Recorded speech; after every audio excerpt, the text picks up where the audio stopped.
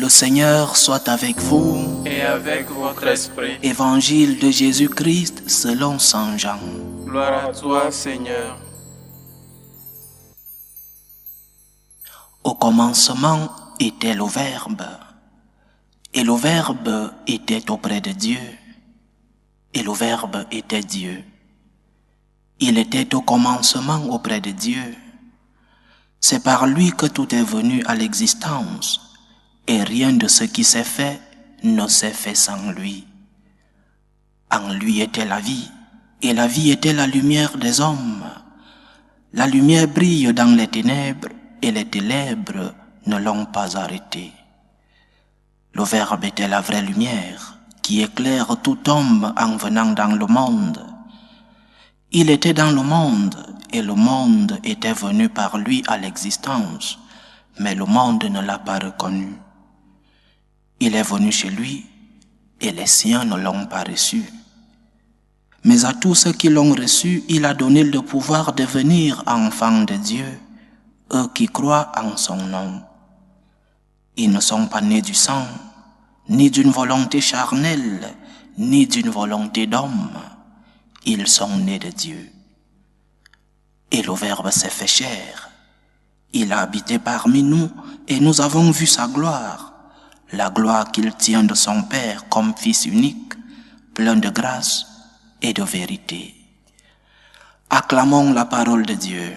Louange à toi, Seigneur Jésus. Aujourd'hui est l'un des jours les plus beaux du calendrier liturgique chrétien, parce que nous célébrons que le Fils de Dieu, par amour, s'est fait homme en demeurant Dieu pour partager sa miséricorde avec chacun d'entre nous. Le Fils de Dieu se fait chair pour partager sa divinité avec l'homme. Le Fils de Dieu se fait chair pour être au milieu de nous. Et le Verbe s'est fait chair, il a habité parmi nous. Dieu habite parmi nous. Dieu est au milieu de nous. Dieu n'est plus à la montagne comme à l'Ancien Testament. Il n'est plus à l'Olympe comme chez les Grecs. Il est au milieu de nous. Dieu se rapproche de l'homme. Quelle joie, quel grand bonheur, quelle allégresse que le Seigneur le Tout-Puissant puisse être au milieu de nous. Il y a quelques années, je lisais un livre d'un philosophe français, Jean Guiton. Ce livre qui a pour titre Silence sur l'essentiel. Dans ce livre, l'auteur parle des différents points essentiels de notre foi, mais des points qui ne sont pas toujours transmis aux fidèles. Silence sur l'essentiel. Il y a des points dans notre foi que peut-être par manque de formation ou alors parce que nous n'avons pas reçu cette formation de nos catéchistes, de nos prêtres, de nos pasteurs, nous ne connaissons pas beaucoup de choses essentielles de notre foi. Jean Guiton avait donc ce remords que pourquoi l'Église n'arrive pas à transmettre certains points essentiels de la foi. L'Église, parfois, sans mentir, n'exprime pas toute la vérité, n'exprime pas la vérité complète de Dieu qui s'est incarné. L'Église, parfois, sans mentir, parle des choses que le monde aimerait entendre. Et l'Église, parfois, parle des choses avec la pression du monde et s'adapte au monde. Suivez mon regard. Je reviendrai sur ce thème. Et Jean Guiton s'inquiétait donc du silence que notre Église avait sur des points essentiels de notre foi. D'où le titre « Silence sur l'essentiel ». Et beaucoup de fois, je répète, sans dire du mensonge, nous disons des fausses vérités, parce que parfois une demi-vérité est pire qu'un mensonge. J'ai l'impression que beaucoup de fois, lorsque nous parlons de la nativité, lorsque nous parlons de la venue au monde de notre Seigneur, nous parlons des choses que tout le monde sait déjà, des choses connues même par ceux qui ne sont pas chrétiens. Nous disons que le Fils de l'homme s'est incarné, le Fils de l'homme est venu pour pardonner nos péchés, le Fils de l'homme est venu par l'intermédiaire de la Sainte Vierge Marie, par amour il est venu. Ce sont des vérités de notre foi.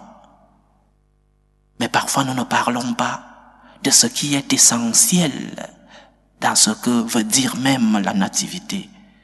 Qu'est-ce que nous célébrons aujourd'hui? Qu'est-ce que nous devrons savoir de ce qui est la nativité?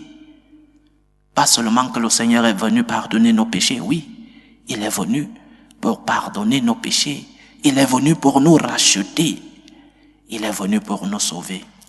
Mais qu'est-ce que nous fêtons aujourd'hui? Nous fêtons un paradoxe. Un paradoxe. Dans les religions anciennes, et même jusqu'aujourd'hui les religions traditionnelles de certains peuples, Dieu est un Dieu lointain. Dieu est celui-là que seuls quelques privilégiés peuvent aborder. Mais nous chrétiens, nous célébrons un grand paradoxe. Un paradoxe est quelque chose qui, apparemment, est contre la raison, mais qui est pourtant chargé de raison.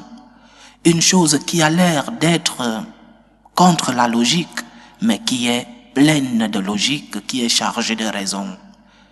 Et quel est le paradoxe que nous célébrons aujourd'hui?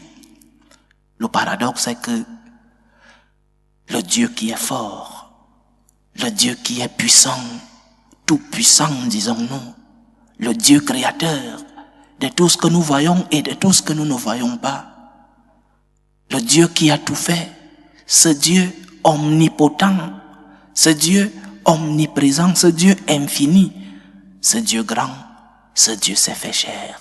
Paradoxe. Voilà le paradoxe que nous célébrons. Dieu se fait petit. L'infini se rend limité. La toute-puissance se rend fragile. Dieu se fait petit. Quel paradoxe. Imaginons-nous, à l'âge des premiers chrétiens, dire à un juif, dire aux autres, les Grecs, que Dieu se faisait homme, c'était un scandale. Scandale. Comment ça Dieu se fait homme? Comment ça Dieu, qui est infini, peut prendre une forme limitée? Oui, paradoxe. Nous fêtons un paradoxe. Paradoxe sur 3 points. Commençons par la fin de la vie de notre Seigneur. Dieu, le Tout-Puissant, accepte de rester pour être avec nous, pour continuer de nous accompagner, pour nous consoler. Il accepte de rester dans un petit morceau de pain. Y a-t-il quelque chose de plus fragile qu'un petit morceau de pain? Y a-t-il quelque chose de plus fragile qu'un morceau de pain? Ah oui, paradoxe, Dieu a accepté de rester dans ce petit morceau de pain pour être avec toi. Par amour pour toi, il a accepté de rester là. Et parfois nous ne nous rendons pas compte de ce grand amour, de ce grand geste de notre Seigneur. Dieu a accepté d'être crucifié, le Tout-Puissant crucifié. Le Dieu fait homme, tué par les hommes. Quel paradoxe, le Dieu Tout-Puissant, qui pouvait disparaître parce qu'il est Tout-Puissant. Il a accepté d'être crucifié. Il a accepté de naître. La fête d'aujourd'hui, il a accepté d'entrer dans le monde comme un petit bébé. Y a-t-il autre chose plus fragile qu'un nouveau-né? Y a-t-il quelque chose de plus faible, plus débile qu'un nouveau-né? Le Dieu Tout-Puissant choisit d'entrer dans le monde et prend la forme d'un petit bébé pour être proche de toi. Paradoxe. Paradoxe à l'Eucharistie, paradoxe sur la croix, paradoxe sur les bras de sa mère, la Sainte Vierge Marie. Tout cela par amour, voilà la grande motivation. Nous fêtons l'amour. Nous fêtons le jour où le Seigneur a voulu entrer dans nos vies, non seulement la vie du monde, de l'humanité, mais aussi dans nos vies concrètes. Il accepte d'entrer dans ta vie d'une forme fragile. Et quel est l'enseignement que nous devons tirer de cette fragilité de Dieu? Premier enseignement, merci Seigneur. Merci mon Dieu. Merci parce que toi qui es tout puissant, tu as accepté de rester faible pour accompagner les faibles. Merci mon Dieu parce que toi qui es tout puissant, tu as accepté de rester dans un fragile morceau de pain. Merci mon Dieu parce que tu as accepté de naître et d'être un bébé tout petit. Merci parce que tu t'as abaissé, dit Saint Paul. Il s'est abaissé pour prendre la condition de l'homme. Merci Seigneur. Que pouvons-nous dire de plus à Dieu après ce grand geste d'amour? Que pouvons-nous dire de plus au Seigneur à part nos remerciements, à part notre gratitude, à part exprimer notre gratitude? Que pouvons-nous de plus? Que pouvons-nous donner à Dieu pour cet immense don? Que pouvons-nous donner à Dieu pour ce geste si grand? Merci Seigneur. Merci mon Dieu. Merci d'être venu jusqu'à moi. Merci de t'avoir rabaissé jusqu'à épouser ma condition. Merci Seigneur. Premier enseignement. Fêter la nativité, c'est fêter la gratitude. Si nous ne pouvons pas ouvrir nos cœurs et y mettre de la gratitude, nous ne fêtons pas. Nous sommes comme des païens qui fêtent Noël, comme des musulmans qui fêtent Noël. J'ai des amis qui fêtent aussi aujourd'hui musulmans. Mais si nous ne pouvons pas ouvrir nos cœurs et rendre grâce à Dieu pour cet immense don, il envoie son Fils unique au monde pour nous sauver, alors nous ne comprenons pas l'essence de la nativité. Merci Seigneur. Deuxième enseignement. Pourquoi Dieu accepte-t-il cette fragilité? C'est pour que tu puisses valoriser ta relation avec le Seigneur. Valorise ta relation. Il n'est plus un Dieu lointain. Il est un Dieu au milieu de toi. Il est un Dieu en toi. Parce que tu le reçois à l'Eucharistie. Mais il est aussi un Dieu qui te demande de l'aide parce qu'il est fragile. Silence sur l'essentiel. On ne nous a pas enseigné que Dieu nous demande de l'aide parce qu'il est fragile. Il est entré dans le monde étant fragile et nous devons l'accompagner dans cette fragilité comme Marie. Comme Marie qui a protégé cet enfant. Comme Marie qui était jusqu'au pied de la croix. Nous devons protéger ce Seigneur faible. Nous devons défendre cette fragilité de Dieu. Le défendre avec notre témoignage de vie. Le défendre avec notre foi. Mais aussi le défendre lorsqu'il est attaqué dans son église et en dehors de son église. Je dis que je reviendrai sur le thème. Nous devons défendre le Seigneur. Nous devons montrer que nous valorisons cette présence du Seigneur dans la faiblesse. Dieu se fait faible pour nous rendre forts. Dieu se fait petit pour nous rendre grands. Mais nous ne serons pas grands, nous ne serons pas forts, tant que nous ne pourrons pas défendre ce Seigneur fragile, ce Seigneur faible. Donc, chers frères et sœurs, la nativité est un paradoxe. un paradoxe qui nous dit que Dieu, dans son infinie puissance, s'est rabaissé jusqu'à nous.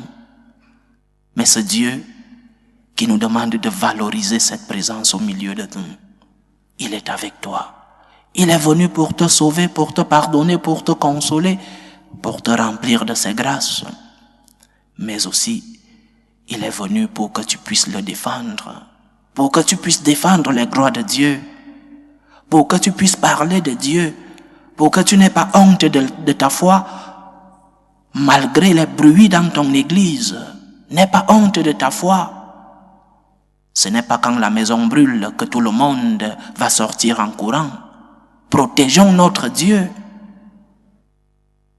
Le Seigneur vient dans cette fragilité pour que nous puissions valoriser notre relation avec lui, mais aussi pour que nous puissions le défendre. Dieu se fait petit pour nous rendre grands. Dieu se fait fragile pour nous rendre forts. Alors remercions celui-là qui est venu dans le monde pour nous sauver. Mais aussi, il nous demande de le défendre. Il nous demande de le protéger. Il nous demande de l'alimenter. Il nous demande d'être auprès de lui. Auprès de lui à l'Eucharistie. Combien de fois vas-tu rendre visite au Seigneur, au tabernacle, à l'église? Combien de fois? Quelle est ta fréquence de compagnie avec le Seigneur au tabernacle, l'adoration du Saint-Sacrement? C'est le Seigneur qui y est présent. Quelle est la fréquence de ton adoration? C'est que dans ma paroisse, il n'y a pas d'adoration. Je crois que c'est faux. Je crois que les prêtres font des efforts pour permettre que le Seigneur soit proche de son peuple. Va rendre compagnie, va faire compagnie à ton Seigneur dans le Saint-Sacrement. Et même s'il n'est pas exposé, va à l'église, il est dans le tabernacle, va lui faire compagnie. Mais aussi, au pied de la croix, lorsqu'il souffre, lorsqu'il est attaqué, lorsqu'il est crucifié, va lui faire compagnie. Il a besoin de toi. Il est fragile sur la croix. Comme Marie, comme Saint Jean, comme Marie-Madeleine. N'abandonne pas le Seigneur dans sa passion. N'abandonne pas ton Dieu. Ne cherche pas seulement le Dieu qui est bon, le Dieu des miracles. Et lorsque ce Dieu est dans les difficultés, tu lui tournes le dos. Au pied de la croix, Marie était. Au pied de la croix, Saint Jean était. Marie-Madeleine aussi. Dieu fragile sur la croix a besoin de ta compagnie, de ta présence. Mais Dieu fragile comme un bébé a aussi besoin de toi pour que tu puisses le prendre dans tes bras et lui dire: Seigneur, je t'aime. Seigneur, je t'aime. Tu es mon Dieu, je t'aime. Tu es mon Dieu, mais si fragile, je veux t'aider. Je veux t'aider à atteindre ton peuple. Je veux te défendre, Seigneur, comme Marie et Joseph l'ont défendu lorsqu'Hérode voulait le tuer. Seigneur, je t'aime. Je veux t'alimenter. Aide-moi, Seigneur, à être auprès de toi dans cette fragilité. C'est cela la nativité de notre Seigneur. C'est cela l'essentiel. Dieu vient te donner, mais il veut aussi que tu lui donnes, que tu collabores avec le salut qu'il t'apporte. Loué soit Jésus-Christ. À jamais.